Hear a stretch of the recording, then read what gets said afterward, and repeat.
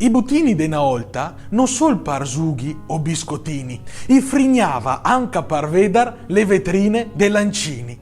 In una Verona che più semplice non aveva l'ambizione di diventare international o qualche ostrogotto parolon, se godea i suoi profumi, i suoi colori scintillanti, scelti solo dal buon gusto dei bottegari e commercianti.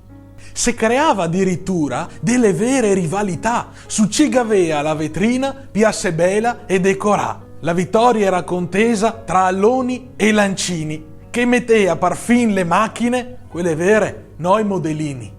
Parlando della bottega, in verità è un bottegò, dove catar vestiti giusti per ogni tipo di occasione, già dal 1971 papà Luciano si incomincia a divertir, a cercar capi d'abbigliamento per ogni tipo di vestir. Andando avanti con gli anni, con diverse innovazioni a rilevar, l'è il butel della bottega. Malga tanto da conservare e le chiama Grand Prix, ma con grande capacità e da un taglio più moderno, mantenendo la qualità.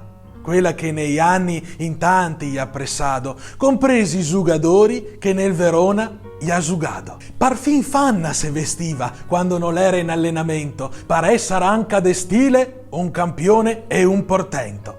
Tra un maion caldocotone e un vestito per la signora, de colpo te alzi gli occhi e la bellezza la riaffiora. Perché l'arredamento è quello originale delle navi o dei treni del Novecento spettacolare.